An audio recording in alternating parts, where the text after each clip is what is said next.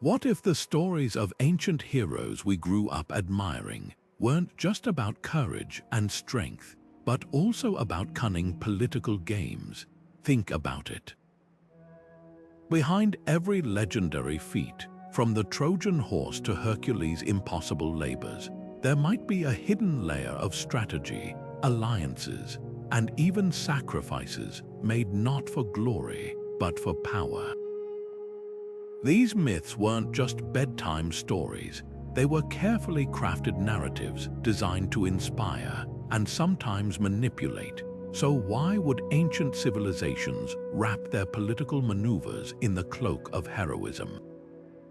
And what can these tales teach us about the real-world power struggles that shaped history? Take the Trojan Horse, for example. On the surface, it's a brilliant trick, a symbol of Greek ingenuity. But dig deeper, and you'll find a story about desperation, betrayal, and the lengths empires will go to secure victory. Or consider Hercules, whose 12 labors were framed as acts of redemption. Yet each task also served a larger purpose, stabilizing regions, eliminating threats, and reinforcing the authority of the gods and those who claimed to speak for them. These weren't just adventures, they were geopolitical plays disguised as heroics. That's the untold story we're about to unravel. Because when you peel back the layers of these ancient myths, you don't just find monsters and magic, you find the fingerprints of real politic. Kingdoms rising and falling, alliances forged and broken, sacrifices demanded in the name of something greater, and the most fascinating part, these stories still echo today. The same tactics, the same gambits, play out in modern politics and power struggles. So join me as we step into the shadows behind the legends where heroism meets strategy, and every myth holds a secret worth uncovering. Heroic myths weren't just entertainment, they were tools of control, carefully shaped to serve those in power. Imagine living in an ancient kingdom where the ruler's right to lead wasn't just about armies or wealth, but about divine approval. That's where storytellers came in. Bards and poets didn't merely recite tales, they crafted them, turning mortal leaders into legends and conquests into destiny. Take Alexander the Great, who didn't just admire Achilles, he claimed to be his descendant. By linking himself to the Trojan War hero, Alexander wasn't just flattering his ego. He was sending a message. His victories weren't just strategy, they were fate. Rome took this even further. Emperors like Commodus didn't just compare themselves to Hercules, they dressed as him, staged gladiatorial battles as him, and even minted coins with their own faces alongside the hero's club and lion skin. Why? Because Hercules wasn't just strong, he was a symbol of order triumphing over chaos. By wrapping themselves in his myth, rulers framed their own reigns as necessary, even divine. Rebellion wasn't just treason, it was going against the gods themselves. But propaganda isn't just about glorifying leaders. Sometimes it's about justifying the unthinkable. When the Greeks told stories of the Trojan War, they didn't dwell on the burned homes or the enslaved women. They focused on Helen's beauty, on Hector's honor, on Odysseus' cunning. The messy reality of war became a noble quest. Even the brutal sack of Troy was reframed as destiny, a lesson about the dangers of arrogance. These stories didn't just entertain, they taught people what to value, who to fear, and why their king's wars were worth dying for. And the genius of it all, these myths endured. Long after the empires fell, the stories remained, repurposed by new rulers, new nations, because the lesson wasn't just about ancient kings, it was about how easily a well-told tale can shape the world. Sacrifice, the ultimate act of nobility, or the ultimate political weapon. Ancient myths are filled with heroes and victims who gave everything for a greater cause, but how many of those sacrifices were truly voluntary? Take the story of Iphigenia, the young princess offered to the goddess Artemis so the Greek fleet could sail to Troy. On the surface, it's a tale of divine will and patriotic duty. But look closer and you'll see the gears of politics turning. Her father, Agamemnon, didn't just lose a daughter. He gained an army's loyalty, a unified force bound by the weight of her death. Was her sacrifice a holy necessity or a strategic move to cement his authority and justify a war? This wasn't unique to Greece. Across cultures, rulers used sacrifice as a narrative tool, framing brutal decisions as acts of divine inevitability. The Aztecs believed the sun needed human blood to rise, a belief that justified endless wars for captives. In Rome, leaders like Marcus Curtius leaped into chasms to save the city, turning their deaths into propaganda that reinforced social order. These weren't just stories, they were psychological levers, teaching people that some lives were expendable for the greater good. Fast forward to modern history, and the pattern holds. Soldiers are hailed as martyrs, their deaths spun into rallying cries for nations. Revolutionaries become symbols, their sacrifices immortalized to fuel movements. The language changes, but the strategy remains. Sacrifice, real or symbolic, is a powerful way to unify, motivate, and manipulate. The difference. Today, we see the strings more clearly. Ancient myths remind us that behind every noble sacrifice, there's often someone pulling them. The Trojan War wasn't just about a stolen queen, it was about control. Troy's real power lay in its geography, perched at the crossroads of the Aegean and Black Seas. This wasn't just prime real estate, it was the ancient world's version of a chokehold on trade. Ships carrying grain, gold, and spices had to pass through the Dardanelles, and Troy taxed every one. For the Greeks, that was like watching someone else pocket the keys to their prosperity. So when Paris took Helen, it wasn't just an insult, it was the perfect excuse. Suddenly, a coalition of rival Greek kingdoms, who'd normally be at each other's throats, found common cause. Agamemnon didn't rally them for love or honor. He did it because Troy's wealth was too tempting to ignore. But here's where the myth masks the mechanics. The Iliad paints the war as a decade-long stalemate, heroes clashing in single combat while the gods meddle from above. In reality, sieges were about starvation, not spectacle. Troy's walls were legendary, but its Achilles' heel was supply lines. Cut off from trade, the city would wither, and the Greeks knew it. That's why the Trojan Horse wasn't just a trick. It was the culmination of years of economic warfare. After failing to starve Troy out, the Greeks switched tactics. The horse was a masterstroke of psychological manipulation, playing on Troy's pride. They didn't just want to win, they wanted to make Troy complicit in its own downfall. And what about Helen? Whether she was a willing runaway or a pawn, her story served a purpose. By framing the war as a romantic tragedy, the Greeks softened the brutality of their campaign. It's easier to justify burning a city when you're rescuing a queen rather than seizing a port. Even the gods got involved, with Athena and Hera taking sides not out of justice but old grudges. Sound familiar? It's the ancient playbook for spinning conquest as destiny. The war's aftermath reveals even more. Troy fell, but the Greeks didn't hold it. Instead, they scattered, some founding new cities, others vanishing into legend. The real prize wasn't the land, it was breaking Troy's monopoly. The trade routes opened, and Greek influence surged. Centuries later, Rome would trace its origins to Trojan refugees, rewriting the narrative once again.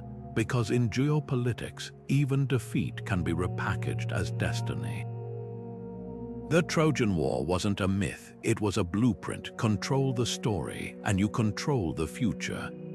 Hercules' 12 labors might seem like acts of divine punishment, but peel back the layers and you'll find a masterclass in political maneuvering.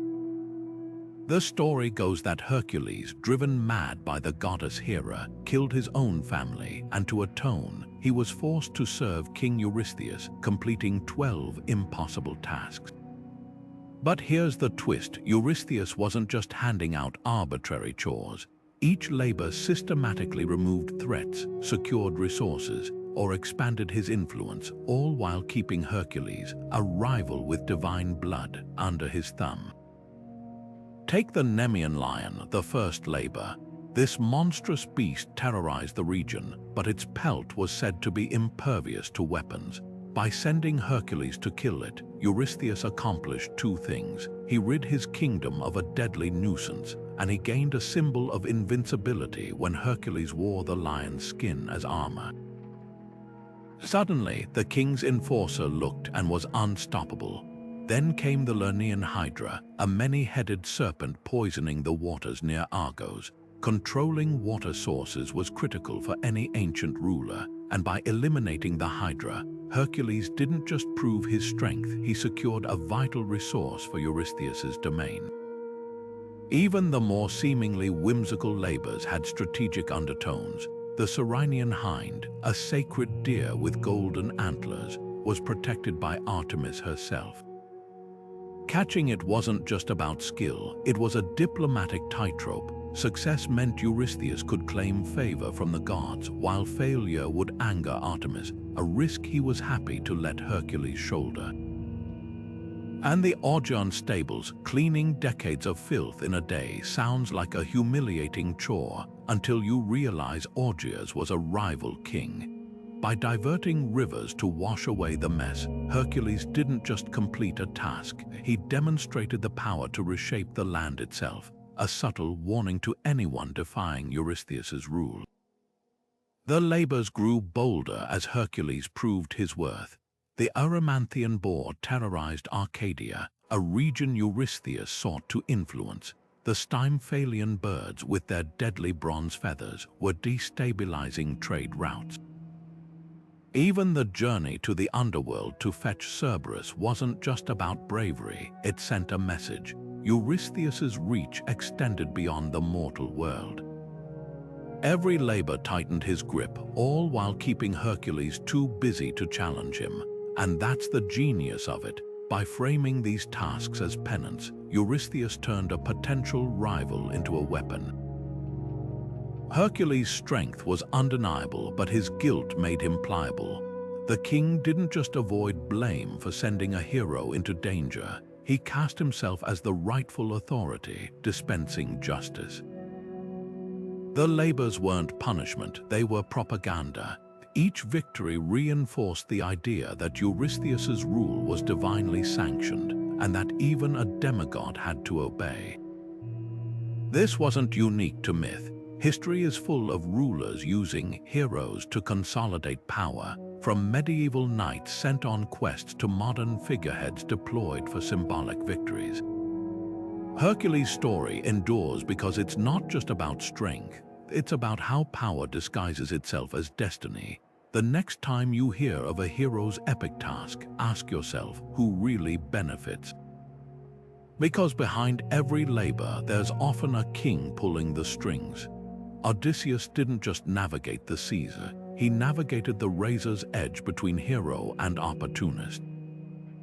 His journey home from Troy wasn't just a physical ordeal, it was a decade-long chess game, every move a calculated play for survival. Take the Cyclops encounter.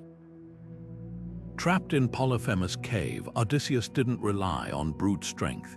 He used his wit, blinding the giant and escaping by clinging to sheep, but not before boasting his real name, a mistake that cursed his voyage. Was this cleverness or hubris? The myth celebrates his trickery, yet it's also a warning. Even the smartest leaders can sabotage themselves with pride. Then there's the Trojan Horse, the ultimate deception. Odysseus didn't just devise it, he sold the idea to his allies, convincing them to risk everything on a gamble. The horse wasn't just a weapon, it was psychological warfare, exploiting Troy's arrogance. But here's the twist: the Greeks didn't win because they were stronger. They won because Odysseus understood human nature. He knew Troy would see the horse as a trophy, not a trap. That's not just strategy, it's manipulation dressed as brilliance. His alliances reveal even more layers. With Princess Nausicaa, he played the vulnerable stranger, appealing to her compassion to secure safe passage. With Circe, he turned an enchantress's seduction into a partnership, bargaining for knowledge and protection. These weren't random encounters, they were deliberate negotiations, each one expanding his options. But ask yourself, did these relationships benefit his crew or just him? His men died while he survived, always one step ahead. The myth's ambiguity is its genius. Homer paints Odysseus as the ultimate survivor, yet the cost of his cunning is impossible to ignore. His lies save him, but they also prolong his suffering. His homecoming is triumphant, yet it's built on piles of bodies, his enemies, his allies, even his own crew. Maybe that's the real lesson. In a world where power rewards ruthlessness, the line between hero and villain isn't just blurry, it's negotiable. Odysseus' story endures because it forces us to wonder, is survival at any cost really victory, or is it just another kind of defeat? The Oracle of Delphi didn't just predict the future, it shaped it. Kings and generals didn't trek up Mount Parnassus for vague spiritual guidance. They came for political ammunition. Take King Croesus of Lydia, one of the wealthiest rulers of his time. Before attacking Persia, he sent lavish gifts to Delphi, asking if he should go to war. The oracle's reply: if you cross the river Hollies, you will destroy a great empire. Croesus took it as a green light, only to realize too late that the empire destroyed would be his own. The prophecy wasn't wrong, it was expertly ambiguous, a lesson in how divine words could be weaponized. This wasn't an accident. Oracles thrived on strategic vagueness, giving leaders just enough rope to hang themselves or their enemies. When Athens faced invasion by Persia, the oracle warned of wooden walls that would save them. Some interpreted this as literal fortifications, but the politician Themistocles saw deeper. The walls were Athens' navy. His interpretation won out, and the Greek fleet crushed the Persians at Salamis.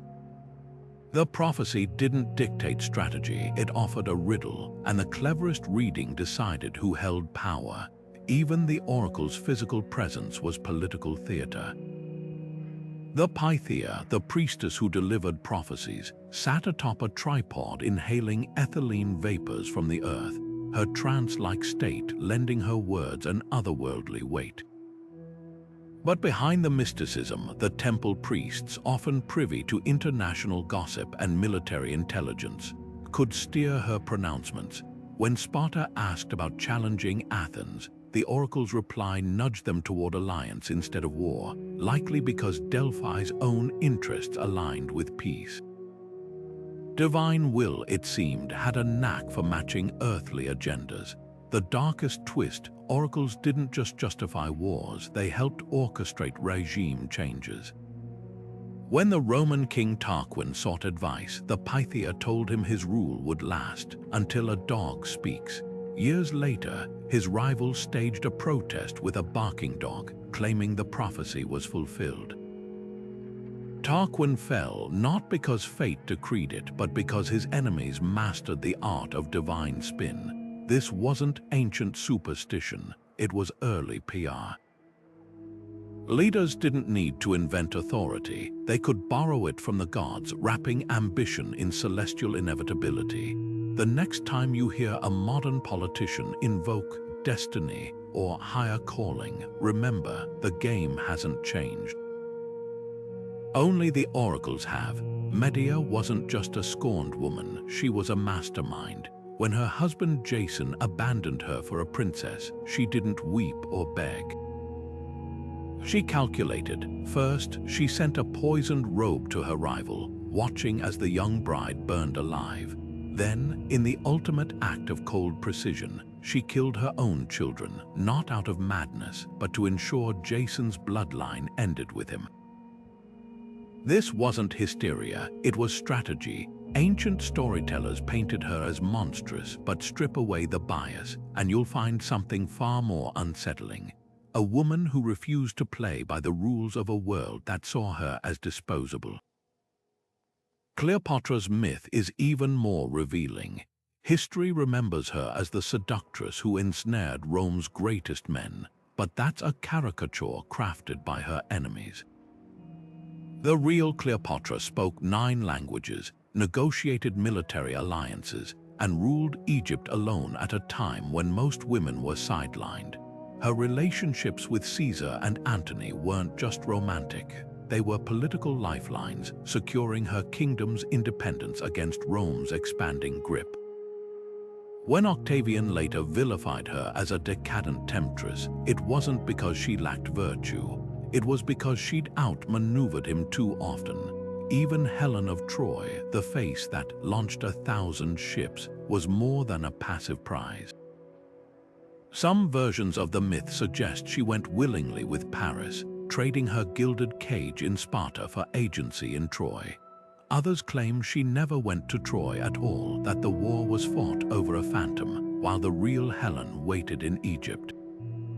Either way, her story twists the narrative, forcing us to ask, was she really the cause or just the excuse? The pattern is clear. When women in myth wielded power, they were labeled monsters, witches, or temptresses. Circe turned men into pigs not because she was evil, but because they invaded her island. The Amazons weren't barbarians, they were a society that dared to exclude men from power. These stories weren't warnings about women, they were warnings about what happens when women refuse to be pawns, and that's the real tragedy. So many of these tales were rewritten by male historians, their sharp edges sanded down to fit patriarchal ideals. Medea's intellect became madness, Cleopatra's diplomacy became lust, Helen's autonomy became vanity, but the truth leaks through the cracks. These women weren't just characters, they were mirrors, reflecting the fears of the societies that tried to control them. Because the most dangerous thing a woman could be in the ancient world wasn't beautiful or wicked, it was unstoppable. The labyrinth wasn't just a maze, it was a trap designed to swallow dissent. King Minos of Crete didn't build it to house a monster, he built it to be the monster. The Minotaur, half man, half bull, was a convenient symbol of savagery, but the real terror was the labyrinth itself, an inescapable puzzle that mirrored the convoluted politics of Minos' court. Every twist and turn represented another layer of deception, another false ally, another dead end for those who dared challenge the throne, and at the center, not just a beast, but the king's darkest secret, his own shame, his wife's betrayal, and the unnatural offspring he couldn't control. The Minotaur wasn't the threat, it was the distraction, a grotesque mask for the system that fed it. Enter Theseus, the outsider prince from Athens. His mission to slay the Minotaur wasn't just bravery, it was a calculated political play. Athens had been forced to send tributes, young men and women, to Crete as punishment for a past rebellion. Theseus didn't just volunteer to end the carnage, he saw an opportunity to break Minos' grip, but here's the twist, he didn't defeat the Minotaur alone. Ariadne, Minos' own daughter, gave him the thread to navigate the labyrinth. Was this love or something colder? Ariadne's betrayal of her father suggests a deeper game, a palace coup disguised as a love story. With her help, Theseus turned the labyrinth's own design against it, unraveling Minos' power symbol by symbol. The myth's brilliance lies in its layers. The labyrinth wasn't just a physical space, it was the ultimate political weapon. Minos used it to isolate enemies, to humiliate rivals, to remind Athens of its subjugation. But Theseus flipped the script. By emerging victorious, he didn't just kill a monster, he exposed the fragility of the system that created it. The moment he followed the thread back to daylight, he proved that no maze is truly inescapable, no power truly absolute. And then there's the aftermath. Theseus sails home triumphant, but he forgets to change his ship's black sails to white, signaling his survival. His father, seeing the dark sails, leaps to his death. A small mistake or a subconscious bid for the throne, myths are rarely accidental. Theseus' oversight mirrors the very political traps he just escaped, a reminder that no leader, no matter how clever, is immune to the games of power. The Minotaur's labyrinth endures as a metaphor because it's timeless. Modern politics is full of labyrinths, bureaucratic red tape, media spin, the endless performance of diplomacy. The monsters at the center might wear suits instead of horns, but the principle remains: power thrives on confusion. Theseus' story teaches us that the way out isn't strength alone, but the willingness to follow the thread, to find the allies, the loopholes, the hidden weaknesses in the system. Because the real monster isn't the one in the dark, it's the maze that makes you think there's no way out. Prometheus didn't just steal fire, he ignited a cultural revolution. The myth paints him as humanity's defiant benefactor, but there's another layer. Fire wasn't just warmth or light. It was technology, progress, the very foundation of civilization. By framing its acquisition as a divine gift, the Greeks made an implicit claim that advancement could only come from their gods, their pantheon. This wasn't just a story, it was a narrative weapon. Imagine a colonizer arriving with plows and writing, insisting their ways were superior because the locals lacked them. The myth of Prometheus justified that same logic millennia before empires sailed west. Now consider the Aztec god Quetzalcoatl, often depicted as a feathered serpent bringing maize, writing, and calendars to humanity. On the surface, it's a tale of generosity. But when Spanish conquistadors arrived, they twisted this myth, claiming Cortés was Quetzalcoatl returning, a divine mandate for conquest. The irony: Quetzalcoatl was a symbol of indigenous knowledge, yet his story was co-opted to erase that very knowledge. Sacred texts burned, temples demolished, all under the guise of civilizing a people who'd already built towering cities and precise astronomical systems. The lesson here is chilling. When dominant cultures gift knowledge, they often rewrite the past to control the future. Even Hercules' labors follow this pattern. His task to fetch the golden apples of the Hesperides wasn't just a quest, it was a takeover. The apples were guarded by nymphs in a distant land, symbols of local wisdom and bounty. By seizing them, Hercules didn't just prove his strength, he absorbed that foreign power into Greek legend, turning someone else's sacred into his trophy. The message: what outsiders cherish as divine, heroes can claim as their due. History echoes this again and again. The British Empire framed its colonial projects as the white man's burden, bringing education and Christianity to so-called savages. Never mind that India had universities like Nalanda centuries before Oxford, or that Africa had thriving trade networks before European ships arrived. The myth of benevolent gift served a brutal purpose. It disguised theft as charity, making resistance seem ungrateful. But here's the twist: cultures push back. The Haitian Vodou deity Damballa, like Prometheus, is a serpent who brings wisdom. When enslaved Africans were forced to worship Catholic saints, they hid Damballa behind images of Saint Patrick, who's often depicted banishing snakes. The colonizers saw submission, the enslaved saw survival. Their knowledge wasn't erased, it went underground, resurfacing in revolutions that would topple empires.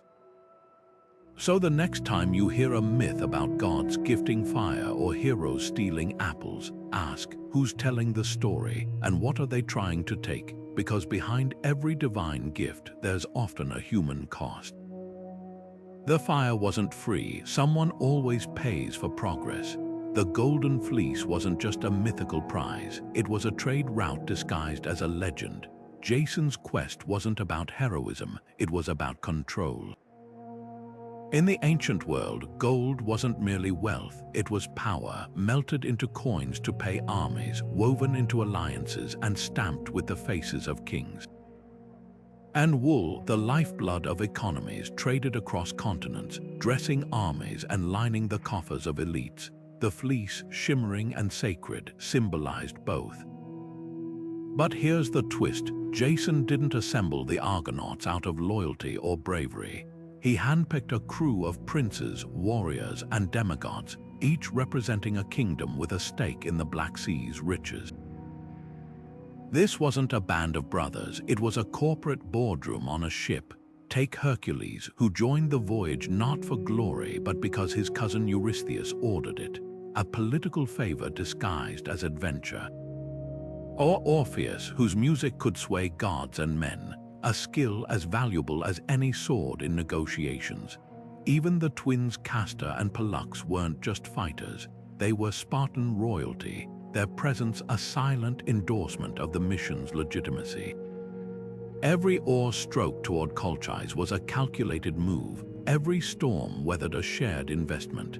And then there's Medea, the Colchian princess often reduced to a love-struck traitor. But her role was far darker. When Jason needed the fleece, he didn't win it through strength or wit. He used Medea's knowledge of poisons to drug the guardian dragon, then her royal bloodline to bypass security. Her betrayal of her father, King Aeetes, wasn't romance, it was insider trading. Jason didn't marry her for love, he married her for access, turning a local asset into a geopolitical pawn.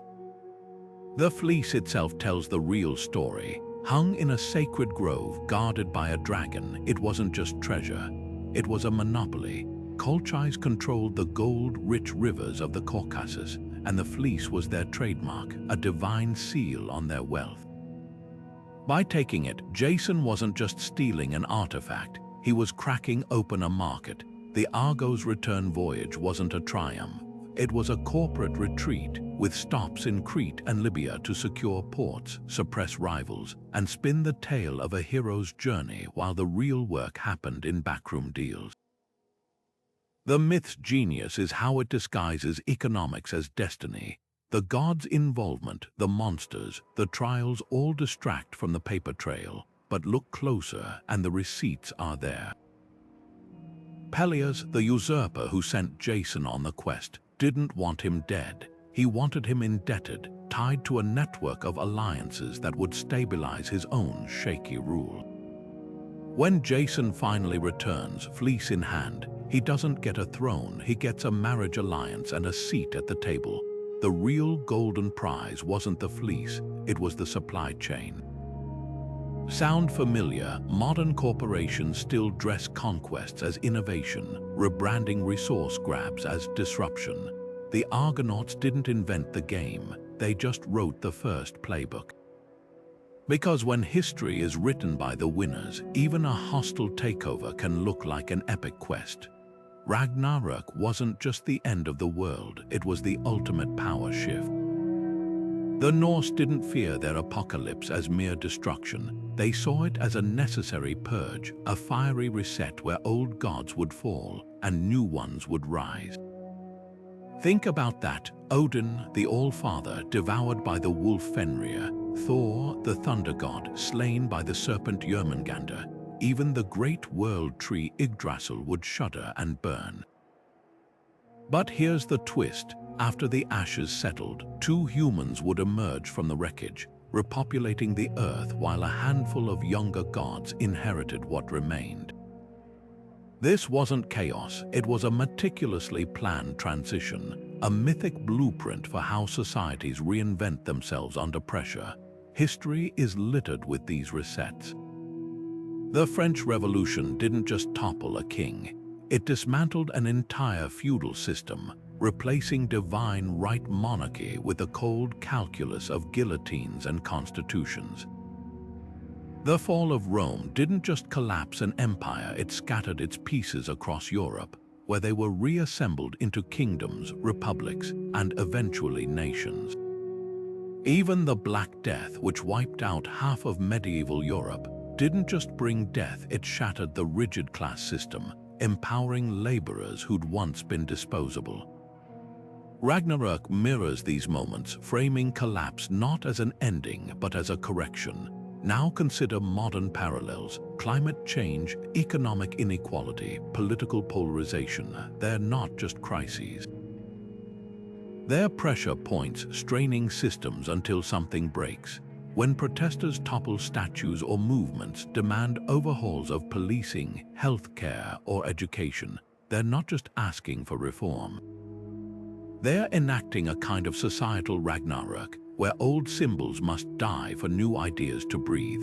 The Norse understood this instinctively. Sometimes the world needs to burn so something fairer can grow from the soil. But here's what the myth leaves ambiguous: who gets to shape the new order? After Ragnarok, the surviving gods are minor figures, like Vidar and Vali avengers, not rulers. The humans, Lif and Lithrasir, are blank slates. The story doesn't guarantee utopia, it just clears the stage. That's the real lesson. Revolutions don't come with instruction manuals. The fall of the old regime is just step one. The harder question is what fills the vacuum, and whether those lighting the flames will control what rises from the ashes. Today's anxieties about AI, pandemics, or authoritarianism tap into this same primal fear: that the systems we rely on are fragile, and the next Ragnarok might not be myth.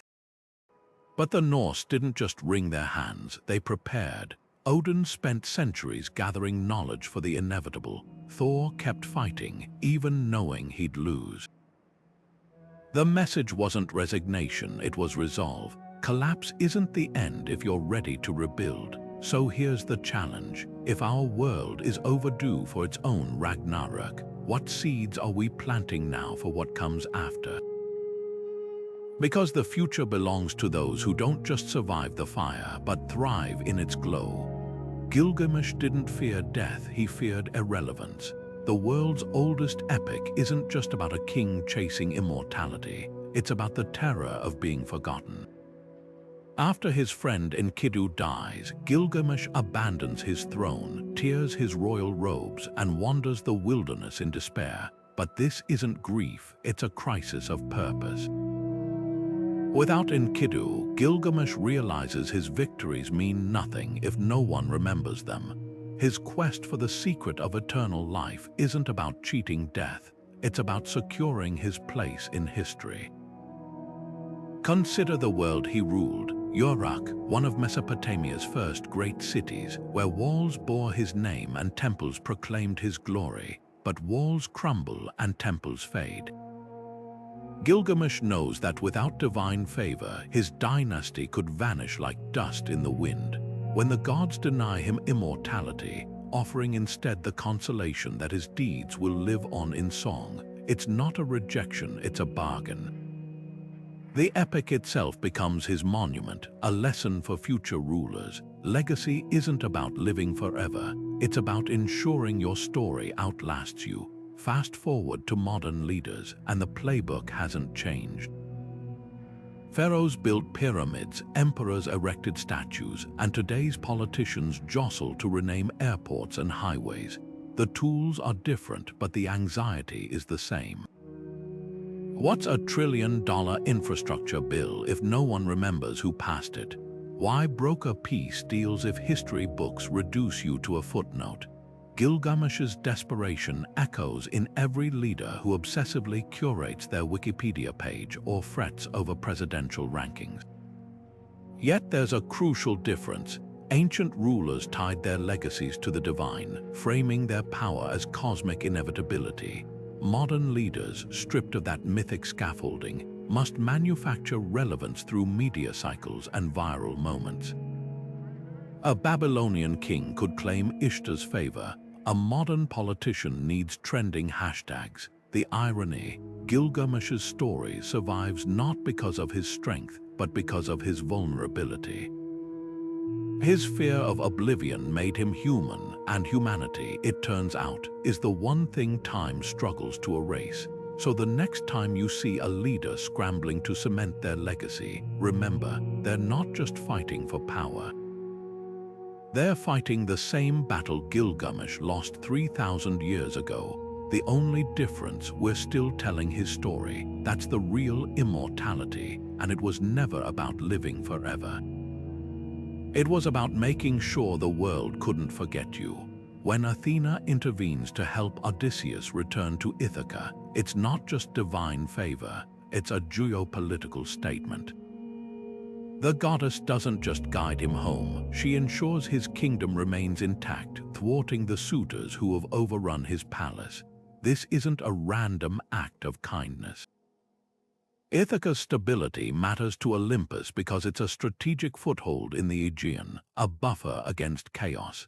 Athena's patronage sends a clear message. Disrupting Odysseus' rule means challenging divine order itself. Sound familiar? It's the ancient equivalent of a superpower backing a client state, where gods are the ultimate guarantors of sovereignty. Look closer at the Trojan War, and the divine alliances read like a diplomatic ledger. Hera and Athena side with the Greeks, while Aphrodite and Apollo defend Troy. But this isn't about morality, it's about vested interests. Hera's grudge against Paris for choosing Aphrodite as the fairest goddess mirrors real-world casus belli, where personal slights become pretexts for war.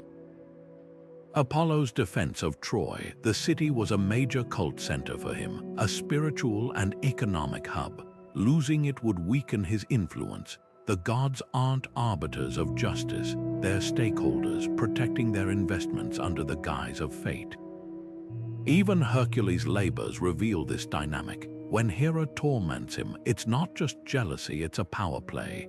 Hercules is Zeus' illegitimate son, a threat to her own children's inheritance. By forcing him into servitude, she neutralizes his potential to destabilize the divine hierarchy. The labors aren't punishment, they're containment, a way to channel his strength into tasks that reinforce the status quo. Modern parallels abound. Empires often recruit rival factions into their militaries, turning potential rebels into enforcers. The Norse pantheon plays the same game. Odin's endless quest for knowledge isn't wisdom, it's intelligence gathering. He trades an eye for foresight, negotiates with giants, and even betrays allies like Loki when convenient. These aren't the actions of a wise ruler but a pragmatist securing his position in a chaotic cosmos. When Ragnarok looms, Odin doesn't seek peace. He stockpiles warriors in Valhalla, preparing for the inevitable showdown. Compare this to Cold War brinkmanship, where superpowers hoarded nukes while preaching détente. The most telling example, the Olympians' treatment of mortals who overreach. When Bellerophon tries to ride Pegasus to Olympus, Zeus sends a fly to sting the horse, hurling him back to Earth. The message is clear: ambition is tolerated only when it serves the gods' interests. Today's equivalent: economic sanctions, coups, or media campaigns that clip the wings of rising powers before they challenge the established order. Myths don't just describe alliances, they decode them. Every time a god leans down to whisper in a hero's ear, ask, who stands to gain? Because in the end, divine intervention is just realpolitik with a halo. Medusa wasn't born a monster, she was made one. The myth says Athena cursed her with serpent hair and a petrifying gaze, but the truth might be far darker. What if Medusa was never a Gorgon at all, but a priestess or even a rival queen, her image twisted into something grotesque to justify her overthrow? Ancient rulers knew the power of a good villain. Turn your enemy into a creature, and suddenly, their destruction isn't just necessary, it's heroic. Medusa's decapitation by Perseus isn't just a victory, It's propaganda, a story told to reassure people that the real threats had been literally cut off at the head. The Hydra follows the same playbook, a many-headed serpent regenerating 2 heads for every one lopped off sounds like a nightmare until you realize it's the perfect metaphor for rebellion. Chop down 1 leader and 2 more rise. Hercules' solution: burn the stumps. In political terms, that's not just defeating your enemies, it's scorched earth policy. The Hydra wasn't just a monster, it was a cautionary tale about the cost of dissent, dressed up as mythology to make the lesson stick. History is full of these transformations. Vlad the Impaler became Dracula, a bloodthirsty vampire, centuries after his death, conveniently just as Western Europe needed a symbol of Eastern barbarism. Native American tribes were painted as savages to justify land grabs. Even modern terrorism gets framed as mindless evil, stripping geopolitical grievances of context to make retaliation seem like justice. The pattern is ancient: dehumanize first, conquer later. But here's the twist: sometimes the monsters push back. In some versions of Medusa's story, her severed head becomes a weapon for Athena, the goddess who cursed her. The symbol meant to shame her is reclaimed as power. Today, marginalized groups do the same, turning slurs into badges of pride or rewriting narratives to expose the smears. The real lesson of these myths isn't that monsters exist, it's that they're usually someone's invention, a story told by the winners to keep the rest of us afraid. Because the scariest thing isn't the creature in the dark, it's the hand that drew its teeth. The underworld wasn't just a realm of the dead, it was the ultimate political wilderness. When Orpheus descends to retrieve Eurydice, he isn't just facing Hades, he's navigating the gauntlet of a ruler who's already written him off. The deal he strikes, "Don't look back," isn't a test of love but a calculated trap. Because in exile, hope is the cruelest weapon. One glance over his shoulder and Eurydice is lost again, proving that even the most gifted negotiator can't outmaneuver a system designed to keep him powerless. Orpheus' failure isn't tragic, it's prophetic. The message: once you're out, unless, like Aeneas, you're not just visiting the underworld, you're recruiting from it. Aeneas' journey to the land of the dead reads like a campaign stop. He doesn't go to mourn, he goes to consult his father's ghost, who lays out Rome's future like a strategic briefing. This isn't grief, it's legacy building. Anchises shows him the souls of unborn heroes, a parade of future consuls and conquerors, turning personal loss into political momentum. By the time Aeneas resurfaces, he isn't just a refugee, he's a king in waiting, armed with divine intel and a mandate. The underworld didn't weaken him, it weaponized him. Modern history echoes this playbook. Napoleon's escape from Elba wasn't just a daring jailbreak, it was a mythic return from political death, his 100-day resurgence fueled by the legend of his exile. Even Mandela's 27 years in prison became a kind of underworld journey, transforming him from dissident to symbol.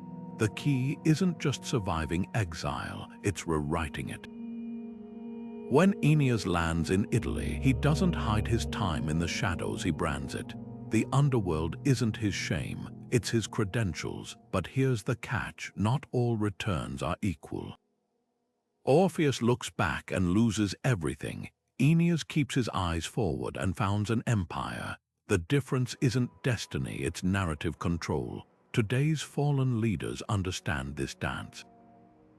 Some, like Churchill, use their wilderness years to rebrand as wise elders. Others, like Trump, turn exile into a rallying cry, framing their comeback as a resurrection.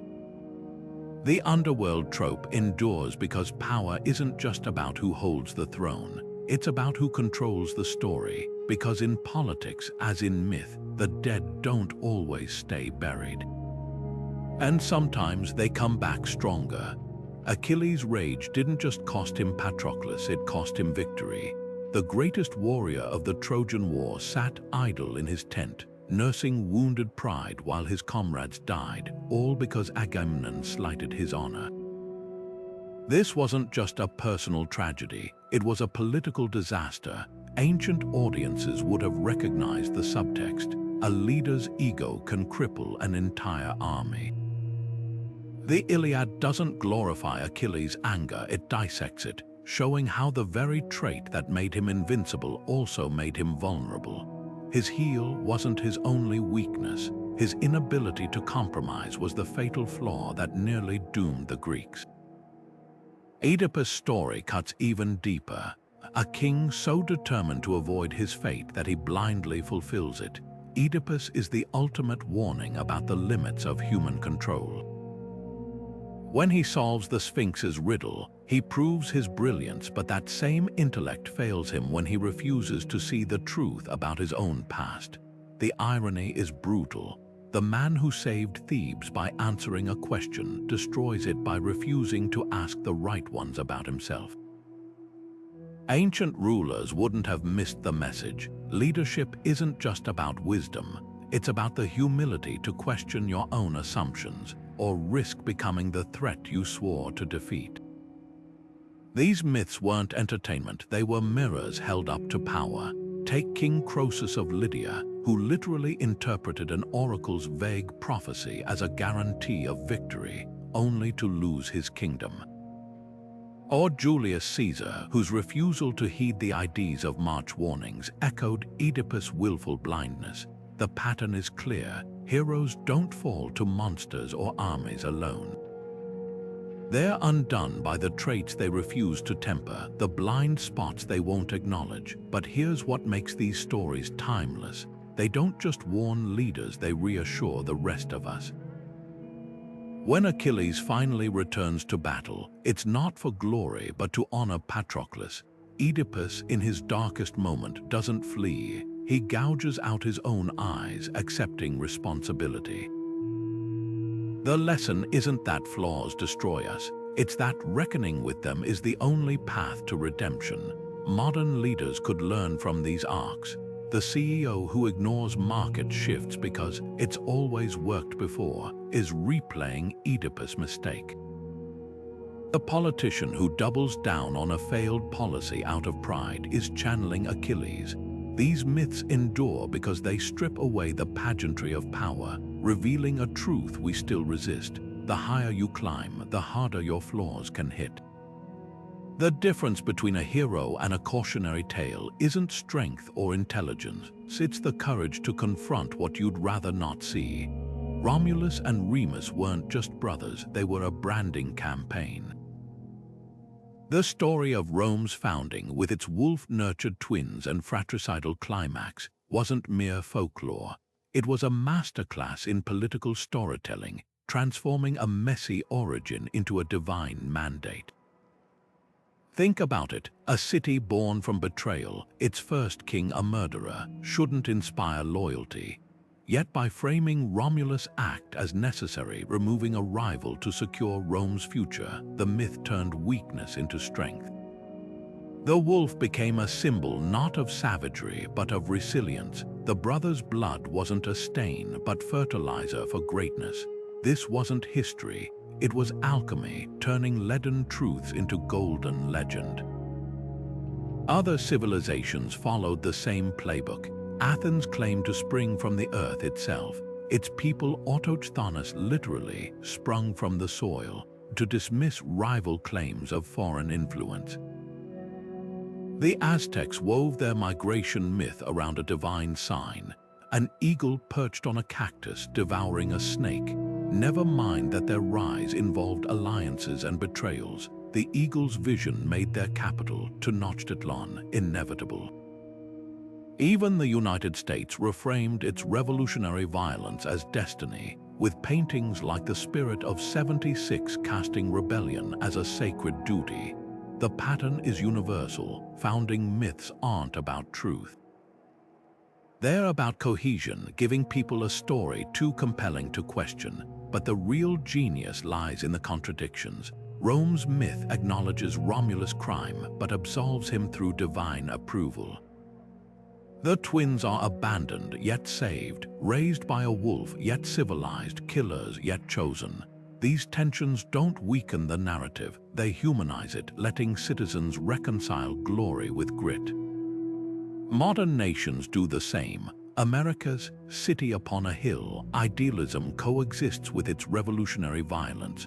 China's 5,000 years of unbroken civilization glosses over dynastic collapses. The lesson: a founding myth works best when it's flexible enough to bear the weight of reality. The darkest twist: these stories often erase the vanquished. Romulus didn't just kill Remus, he absorbed him, making descent part of the official canon. The Sabine women, forcibly taken to populate early Rome, were recast as willing brides in later retellings. Conquest becomes courtship, theft becomes inheritance. Today's parallels are stark. How many borders were drawn by war but defended with poetry? How many anthems praise freedom while omitting the chains that built it?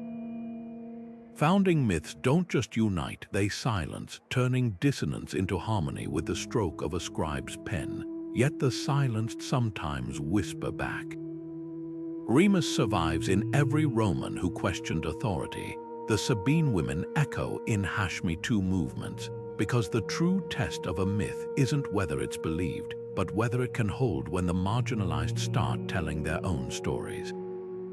Romulus built walls, but myths, like cities, have cracks, and through them the past keeps breathing. The phoenix doesn't just rise, it rewrites history. This mythical bird, bursting from its own ashes in a blaze of renewal, isn't just a symbol of resilience. It's the ultimate propaganda tool, a narrative sleight of hand that turns collapse into opportunity. Think about it, when a dynasty falls, the new ruler doesn't just take power, they reframe the past as a necessary fire, their ascent as destiny.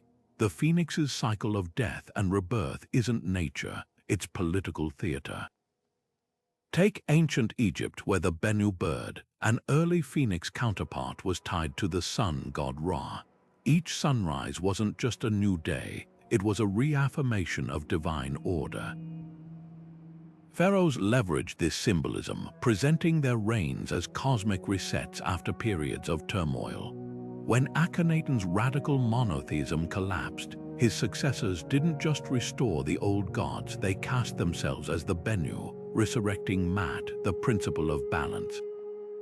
The message, chaos, was merely the prelude to their salvation. Rome perfected this playbook. After Nero's disastrous rule, Emperor Vespasian minted coins featuring the phoenix, framing his Flavian dynasty as the rebirth of a purified empire. The fires of Nero's excess, just the necessary fuel for renewal. Centuries later, Byzantine emperors would adopt the same imagery, their coronations staged as resurrections of Roman glory despite the empire's shrinking borders. The phoenix didn't just symbolize continuity, it laundered discontinuity, turning ruptures into seamless transitions. Modern revolutions follow the same script. France's post-Napoleonic Bourbon restoration didn't call itself a return to monarchy, it was a divine rebirth, with Louis XVIII styled as the phoenix rising from revolutionary ashes. Even the Bolsheviks, while decrying imperial symbols, couldn't resist rebranding their upheaval as a world aflame, birthing a new socialist dawn. The imagery shifts, but the strategy endures. Frame destruction as purification, and your rise becomes inevitable. The darkest twist: the phoenix myth often erases the voices of those burned in the process. When a ruler claims to rise from chaos, whose suffering fuels their ascent. The peasants starved under Vespasian's taxes, the dissenters purged by Bolshevik codders, their stories crumble to ash while the phoenix soars. That's the real magic of the metaphor. It turns collateral damage into kindling, and the ruler's survival into a cosmic imperative. Yet the phoenix has a flaw. Its cycle never ends. Today's rebirth becomes tomorrow's conflagration. Every leader who invokes the symbol sows the seeds of their own eventual fire, because no rain lasts forever. And when their time comes, you can bet someone new will be waiting, wings spread, ready to rise from the embers they leave behind. Loki never just played pranks, he exposed hypocrisy. The Norse trickster didn't merely stir chaos for fun, he revealed the flaws in Asgard's gleaming facade. When the gods bound the monstrous wolf Fenrir with an unbreakable ribbon, it was Loki's shape-shifting son who paid the price.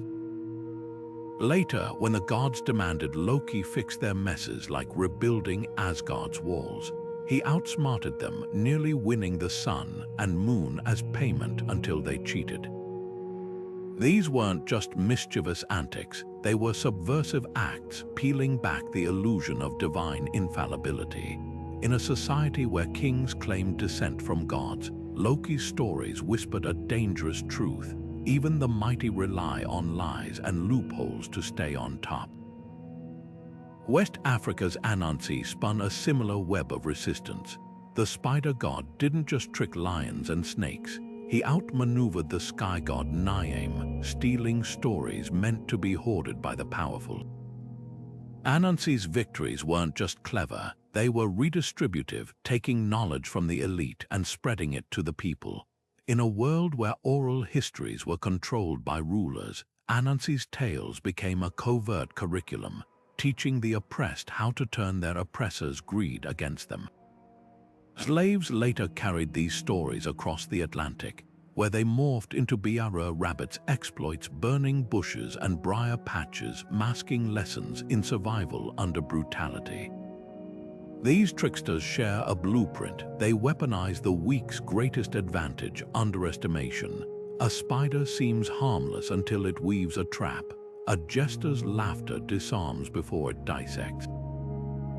When Loki disguises himself as a salmon to evade capture or Anansi, fake stupidity to lure predators into his grip, they're modeling tactics for the powerless. The message isn't just fight back, it's fight smarter. But here's the genius, these stories slipped past censors because they wore the mask of entertainment. Rulers might ban outright rebellion, but who would outlaw a funny tale about a spider or a shapeshifter? The humor was the Trojan Horse, smuggling dissent into the public square.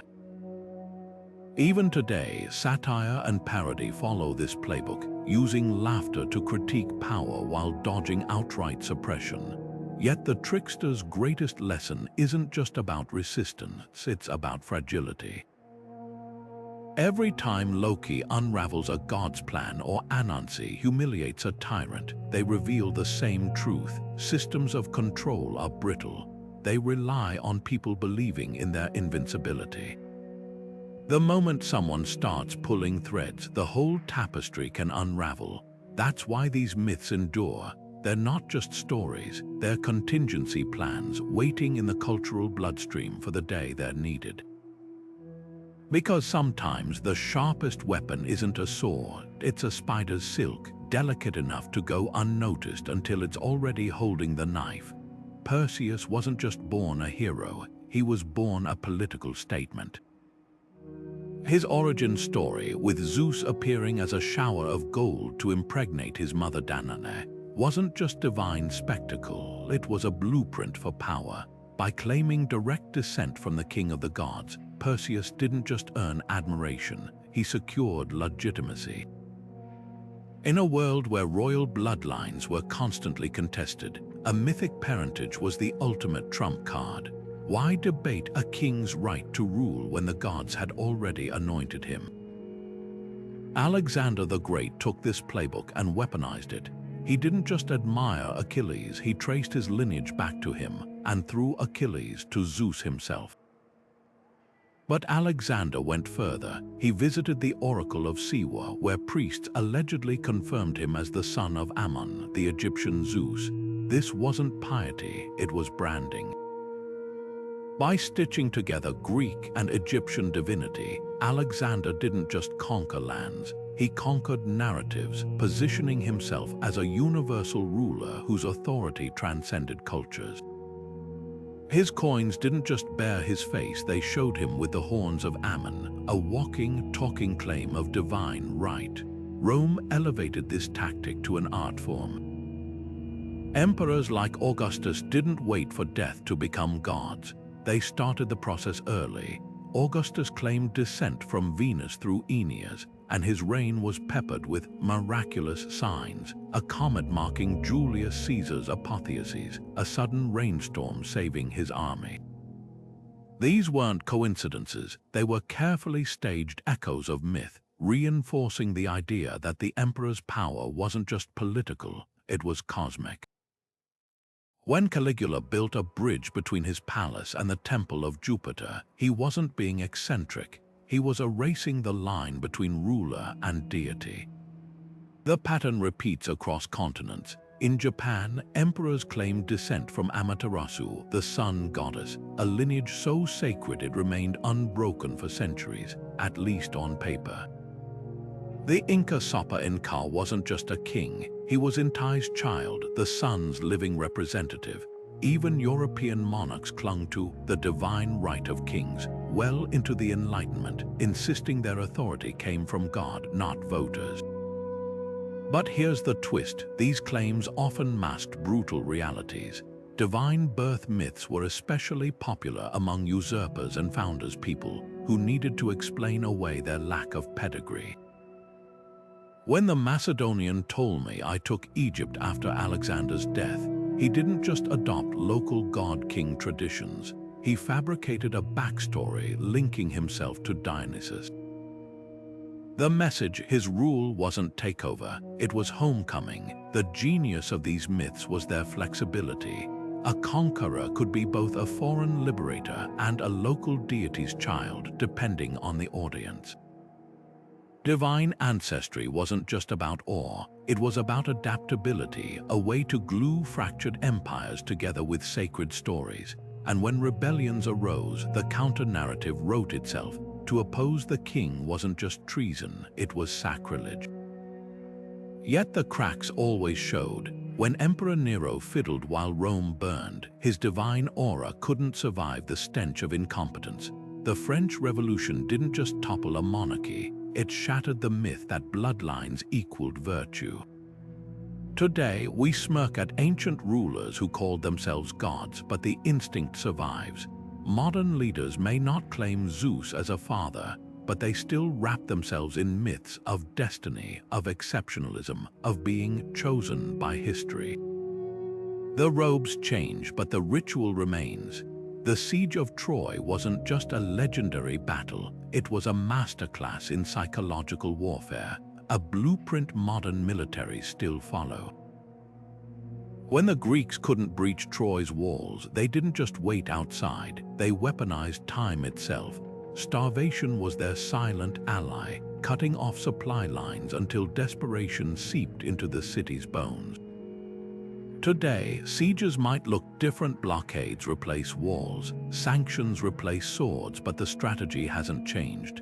In World War II, the Allies didn't just bomb Germany, they strangled its economy, targeting factories and railroads to grind the war machine to a halt. The goal: break the enemy's will before the first shot is even fired. And then there's the Trojan Horse, history's most famous deception. The Greeks didn't just trick Troy, they exploited its pride, knowing the city would never resist displaying a trophy of apparent victory. Fast forward to modern psyops, where armies drop leaflets promising safe passage or use social media to spread disinformation. The tools are digital now, but the principle is ancient. The best way to defeat an enemy is to make them complicit in their own downfall. Even the horse's symbolism echoes today. Think of sleeper cells or malware, hiding in plain sight until the moment of attack. But here's where the myth sanitizes reality. Homer's Iliad lingers on duels between heroes, not the screams of starved civilians or the children orphaned by a decade of war. Ancient poets glorified Achilles' rage, not the dysentery rotting soldiers in the trenches. Modern narratives do the same. War films spotlight daring raids, not the refugee camps left in their wake. The sanitizing isn't accidental, it's strategic. When Rome celebrated its triumphs, the parades showcased stolen treasure and enslaved kings, not the villages burned to ash. Victor's history has always been a PR campaign, turning bloodshed into ballad. The darkest parallel, how myths justify the unjustifiable. Troy's fall was framed as destiny, a lesson in hubris, but dig deeper, and it's a story about resource wars. Troy controlled the Dardanelles, a chokehold on Mediterranean trade. Centuries later, the Iraq War was sold as a fight for freedom, not oil. The language changes, but the pattern holds. Wrap ambition in noble myth, and conquest becomes crusade. Yet the cracks show. Ancient sieges left behind mass graves. Modern ones leave satellite images of rubble. The difference, today, we can't as easily look away. Maybe that's the real evolution, not in how we wage war, but in how hard it's becoming to hide the cost. The myths told us war was about heroes, the truth. It's always been about who controls the story. The myth of Saturn's golden age didn't just describe a paradise, it created a weapon. Ancient Romans believed that under Saturn's rule, humanity lived without war, toil, or scarcity, a time so perfect it was literally divine. But here's the twist. This utopia wasn't a memory, it was propaganda. Emperors like Augustus didn't just reference Saturn's reign, they promised to restore it, framing their rule as a return to lost glory. Coins minted during his reign showed Saturn holding a sickle, symbolizing abundance, while poets like Virgil wove the Golden Age into epic narratives about Rome's destiny. The message was clear: vote for stability, and you're not just choosing a leader, you're reclaiming a mythical past. This wasn't unique to Rome. In China, the concept of the mandate of heaven hinged on the idea that dynasties rose and fell based on their ability to restore harmony, a veiled nod to a semi-mythical past where sage kings ruled with perfect virtue. Even medieval Europe leaned on the Arthurian legend, with kings like Edward III styling their courts as Camelot reborn, promising to revive chivalry and unity after periods of chaos. The pattern is universal. Golden Age myths aren't about history, they're about leverage, turning nostalgia into a political cudgel. Fast forward to modern campaigns, and the playbook hasn't changed. Make America Great Again wasn't just a slogan, it was a modern-day invocation of Saturn's golden age, dangling the promise of resurrecting an era that, for many, never existed. Brexit proponents rallied around taking back control, evoking a pre-EU Britain that was somehow simpler and stronger. These appeals work because nostalgia bypasses logic, tapping into a primal longing for security and certainty. The irony, the Golden Age is always just out of reach, defined more by what it excludes: inequality, conflict, complexity, than by any concrete reality. But Golden Age myths aren't just deceptive, they're dangerous. By framing progress as decline, they demonize change itself. When Roman conservatives lamented the loss of traditional values, they were often railing against social mobility or immigrant influences. Today, calls to return to traditional family structures or national purity follow the same script, erasing the struggles of marginalized groups who never benefited from the so-called good old days. The Golden Age, in other words, is a trick of the light, a glow cast only on the privileged few. Yet these myths persist because they offer something potent, a narrative of redemption. Just as Saturn's return was said to herald a new era of peace, modern politicians sell themselves as the key to unlocking past greatness. The difference now: we have the tools to fact-check the fairy tales. The next time a leader promises to turn back the clock, ask, whose past are they romanticizing? and more importantly, who stands to lose if we stop moving forward. Because golden ages, like all myths, are stories we choose to believe, and some stories are designed to keep us trapped in the past.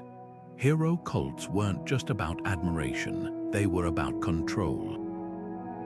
When ancient Greeks built shrines to Hercules or Theseus, they weren't merely honoring legends, they were cementing a social contract. These heroes became more than mythical figures, they were state-sanctioned role models, their virtues carefully curated to match the ideals of whoever held power. Take Hercules, whose labors were reframed as allegories for civic duty. His strength wasn't just physical, it was moral, a metaphor for the perseverance needed to uphold the social order. Cities competed to claim ties to him, erecting temples where citizens could pledge allegiance not just to a hero, but to the system that enshrined him. The mechanics were brilliant in their simplicity. By elevating heroes to near-divine status, rulers blurred the line between myth and policy. In Athens, Theseus, once a wandering adventurer, was reinvented as the city's founding king. His exploits were written to justify Athenian dominance over the region. Annual festivals reenacted his slaying of the Minotaur, transforming a messy myth into a celebration of centralized authority. Participation wasn't optional, it was patriotic. To reject the hero's cult wasn't just impiety, it was dissent, but the real power lay in accessibility. Unlike distant gods, heroes like Hercules had been mortal. Their struggles against monsters, jealousy, even their own flaws mirrored human experiences. This relatability made their state-sponsored worship insidious. When a Spartan soldier prayed to Hercules for courage, he wasn't just seeking personal strength, he was internalizing the militaristic values Sparta demanded. The hero's journey became a blueprint for citizenship, his triumphs a promise that loyalty would be rewarded, if not in life, then in eternal remembrance. Rome took this further, deifying emperors posthumously, and sometimes even during their reigns. Augustus didn't wait for death to become a cult figure. He encouraged worship of his genius, the divine spark of his leadership. Provincial cities built altars not just to Rome's gods, but to the emperor's spirit, binding local loyalty to imperial power. The message was clear: to honor the hero emperor was to uphold the empire itself. Yet these cults weren't monolithic. Heroes could be subverted. Enslaved people in the Roman world sometimes venerated Hercules as a liberator, emphasizing his labors as punishments endured under tyranny. The same hero who upheld one hierarchy could, in whispered retellings, become a symbol of resistance. That tension between state appropriation and popular reinterpretation reveals the cult's true function.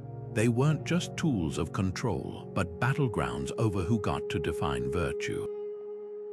Because when you control the hero, you control the future. Myths don't just tell stories, they silence them. For every hero celebrated in epic poems, there are countless voices erased, their stories warped or wiped away by the victors who wrote history. Take the enslaved women of Troy, whose fates were reduced to footnotes in the Iliad prizes doled out to Greek warriors, their suffering framed as inevitable collateral. Or the indigenous peoples of the Americas, whose creation myths were overwritten by European colonizers, their gods recast as devils to justify conquest. These aren't gaps in the record. They're deliberate omissions, the fingerprints of power shaping what gets remembered and what gets buried. But fragments of these silent stories still survive, often hidden in plain sight. In Ovid's Metamorphoses, the nymph Echo is cursed to only repeat others' words, a haunting metaphor for how marginalized voices are distorted. Yet even in her constrained existence, she finds ways to speak truths, using repetition to reveal Narcissus' vanity. Similarly, the Aesop's fables attributed to an enslaved storyteller sneak subversive lessons into animal allegories, teaching the oppressed how to outwit the powerful without overt defiance. These narratives weren't just entertainment, they were resistance, coding dissent in terms the dominant culture would overlook. Indigenous communities have long practiced this quiet rebellion. When Spanish missionaries in Mexico replaced the Aztec goddess Tonantzin with the Virgin of Guadalupe, they didn't realize locals would continue worshipping her under the new name, blending old beliefs with the imposed faith. In Australia, Aboriginal Dreamtime stories persist despite centuries of suppression, their oral traditions carrying knowledge of land and survival that colonial textbooks ignored. These aren't just alternative myths, they're counter-narratives, proof that even the most forceful erasure can't extinguish every voice. The most chilling absences, though, are the ones we can't reconstruct.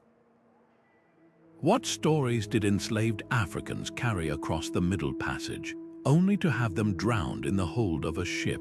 What tales did Celtic bards sing before Roman conquest erased their records?